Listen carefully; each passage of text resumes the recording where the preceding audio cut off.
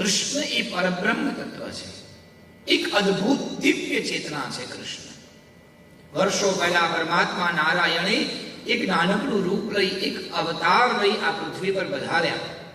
એવું જીવન જીવીને ગયા કે એ જીવનની છાપ હજી સુધી આપણી પાસે જીવતી છે.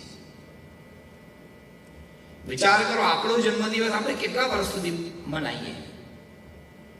નાની મોટી પાર્ટી કરીએ, સૌને ભેગા કરીએ, એમાં આપણે ખુશ રહીએ. આપણે મર્યા પછી કદાચ આપણને એક બે વાર યાદ કરવામાં આવે, બે ચાર વાર એનિવર્સરી આપણે ઉજવવામાં આવે, બે ચાર વાર આપણી બર્થડેના દિવસે વિશ કરવામાં આવે, પછી ભૂલી જાય આપણને. ખાલી કલ્પના કરો, કેટલા વર્ષો થયા આપણા કૃષ્ણને. આટલા વર્ષો પછી પણ આપણે એમને યાદ કરીએ છીએ, કારણ એમાં કંઈક તો હશે. એવા તો કેવા ગુણો છે કૃષ્ણના કે જેને આપણે ભૂલતા જ નથી. એક વાર નહીં, અનેક વાર એવા પ્રયાસો કરવામાં આવ્યા કે લોકો પરમાત્માને ભૂલી જાય. જ્યાં જ્યાં કૃષ્ણ ભગવાનના મંદિરો હતા એ બધા જ મંદિરોને વારંવાર ધ્વસ્ત કરવામાં આવ્યા. અત્યારે આપણી પાસે આજે બદ્રી કેદારનું મંદિર છે, અથવા તો જગન્નાથપુરીનું મંદિર છે, અથવા તો રામેશ્વરનું મંદિર છે, અથવા તો દ્વારકાનું મંદિર છે. આ બધા જ મંદિરો પર એક વાર નહીં, અનેક વાર આક્રમણો થયા. કેટલી વાર આ મંદિરોને તોડવામાં આવ્યા. ઇતિહાસના પાના ઉપર મથુરામાં કૃષ્ણની જન્મભૂમિ, જે જગ્યાએ ઠાકોરજીનો જન્મ થયો, મથુરાની જેલમાં, એ જગ્યાએ એવું ભવ્ય દિવ્ય મંદિર હતું કે જેની આપણે કલ્પના ન કરી શકીએ. આજે પણ કેટલા થાંભલા હતા, કેવી દિવાલો હતી, કેવું શિખર હતું, એ આપણા ઇતિહાસના પાના ઉપર લખાયેલું છે. કાલાંતરે સમયે અનેક યવનો આવ્યા અને એમણે મંદિર તોડ્યું. ફરી મંદિરો બન્યા, ફરી તૂટ્યું, ફરી મંદિર બન્યા. અંત તો ગતવા આપણા અત્યારે તો એવું થઈ ગયું છે કે અડધા ભાગમાં મંદિર અને અડધા ભાગમાં મસ્જિદ. એ કૃષ્ણની જન્મભૂમિ પણ આજે પણ મસ્જિદ છે. આટલું બધું કરવા છતાં પણ હજી કૃષ્ણને કોઈ ભૂલ્યું નથી. બોલો જય શ્રી કૃષ્ણ. કેમ? કારણ પરમાત્મા તત્વ જ એવું છે. આ તત્વના લક્ષણો આપણે જોતા હતા. ભગવાનમાં આપણે કર્મ જોયું, ભગવાનમાં આપણે મેધા જોઈ, ભગવાનમાં આપણે વિવેક જોયું, ભગવાનમાં આપણે નમ્રતા જોઈ, નિખાલસતા જોઈ. અત્યંત સરળ અને તરલ છે કૃષ્ણ, જેની સાથે પ્રભુ એવા બની જાય છે. પણ હા, કન્ડિશન છે, કન્ડિશન્સ અપ્લાય. બોલો જય શ્રી કૃષ્ણ. આપણે કોઈ પણ એપ મોબાઈલમાં ડાઉનલોડ કરીએ ને તો કેટલી બધી ટર્મ્સ અને કન્ડિશન્સ આવે. આપણે ક્યારે વાંચી છે? નથી વાંચતા. આપણે એગ્રી કરવું જ પડે, નકર તો આગળ જવાય જ નહીં. એવી જ રીતે કૃષ્ણ ભગવાનના ચરિત્રોમાં કેટલા બધા ટર્મ્સ અને કન્ડિશન્સ છે.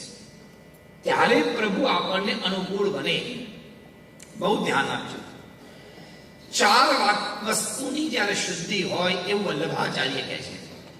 સુબોધનીજીમાં સ્પષ્ટપણે વલ્લભાચાર્ય આજ્ઞા કરી છે કે તમારી પાસે ચાર વસ્તુ જો શુદ્ધ હોય, મિલાવટ વગરની હોય, તો તમે જ્યાં કહો, જ્યારે કહો, જેવી રીતે કહો, કૃષ્ણ હાજર થઈ જાય. પણ ચાર વસ્તુની શુદ્ધતા જોઈએ, પ્યોરિટી જોઈએ.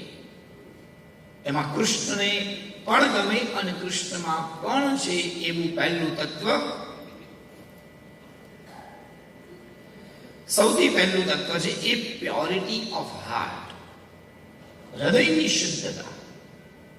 પ્યોરિટી, હૃદયની જ્યારે શુદ્ધતા હોય, જેનું હૃદય શુદ્ધ હશે, જેનું ભાવ પવિત્ર હશે, પ્રભુ ત્યાં પધારશે.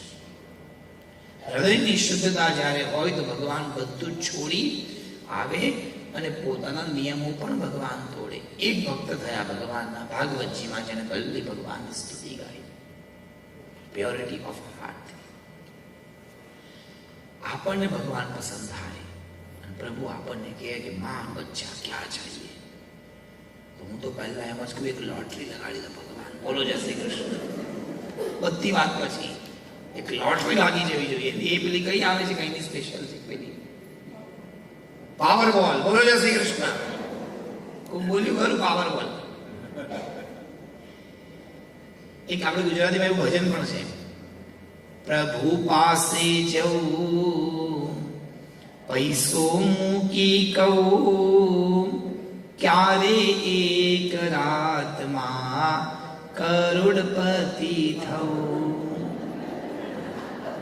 રોજ રોજે વગાડું હું તો ટોકરી, લાગે લાખો રૂપિયાની મને ખબર જ છે. બોલો જય શ્રી કૃષ્ણ.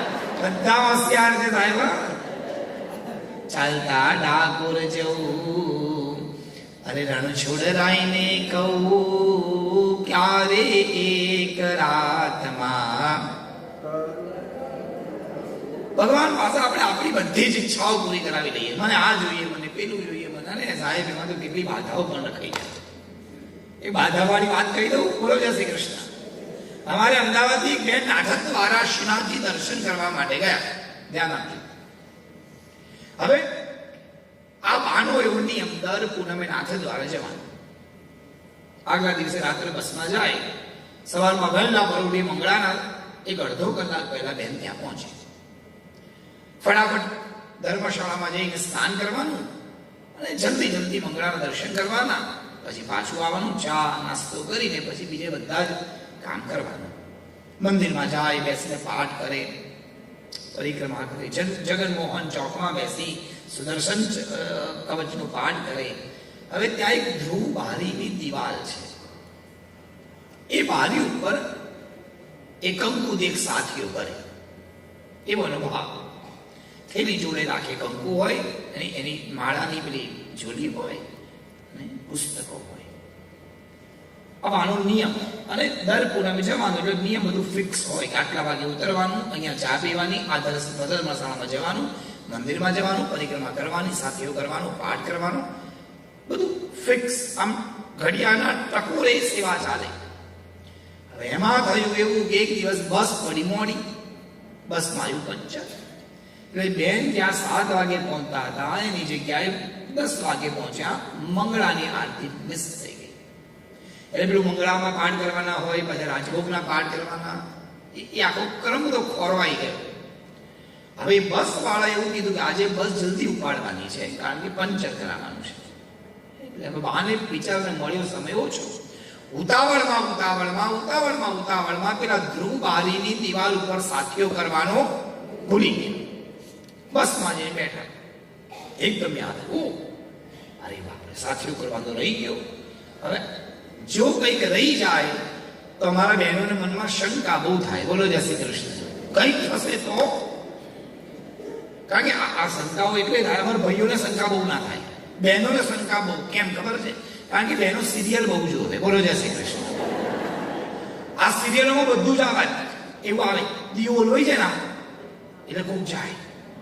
એટલે બહેનથી જો દીવો બોલો આવે તો બાપરે બાપ, હવે શું થશે?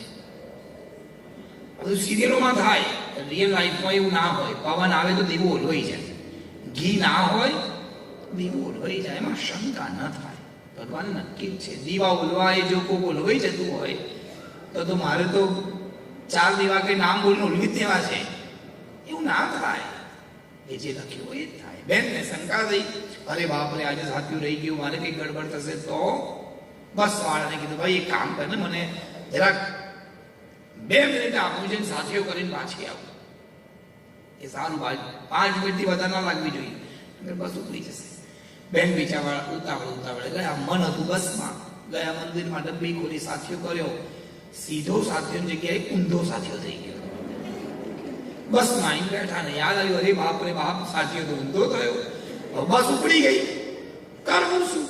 આંખો બંધ કરી, એ મારા શ્રીનાથજી, એ મારા ઠાકોરજી, એ મારા પ્રભુજી, પ્રભુ મને માફ કરો, સાથીઓ ઊંધો થઈ ગયો. બધું ઠાકોરજી તમારા લીધે થયું છે. આ મારા બસમાં તમે પંચર પાડ્યું, મને મોડી પાડી, એમ આવું થયું ને. હે મારા ગોવર્ધનનાથજી, હે મારા શ્રીનાથજી, આ બસમાં આવું પડે એટલે તકલીફ પડે. મારો છોકરો જો ગાડી લાવે તો સાથીઓ સીધો કરવા આવું. બોલો જય શ્રી કૃષ્ણ. અને ભગવાનનું કરવું. એના દીકરાને લકી ડ્રોમાં કાર લાગી ગઈ, મારુતિ ફેન્ટિક હતી. એ બા તો ખુશ થયા.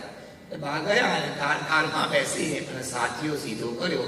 ત્યારથી લઈને આજ સુધી બધા એમાં કેટલી બાધાઓ રાખે, પ્રભુ મારું આટલું કામ થશે તો ભગવાનનો સાથીઓ સીધો કરવા આ મેં વિઝા માટે રાખી હતી. બોલો જય શ્રી કૃષ્ણ. અમેરિકા હતા. શ્રદ્ધા જોઈએ, પ્યોરિટી ઓફ હાર્ટ જ્યારે હોય ત્યારે ઈશ્વર બહુ નજીક આવે છે.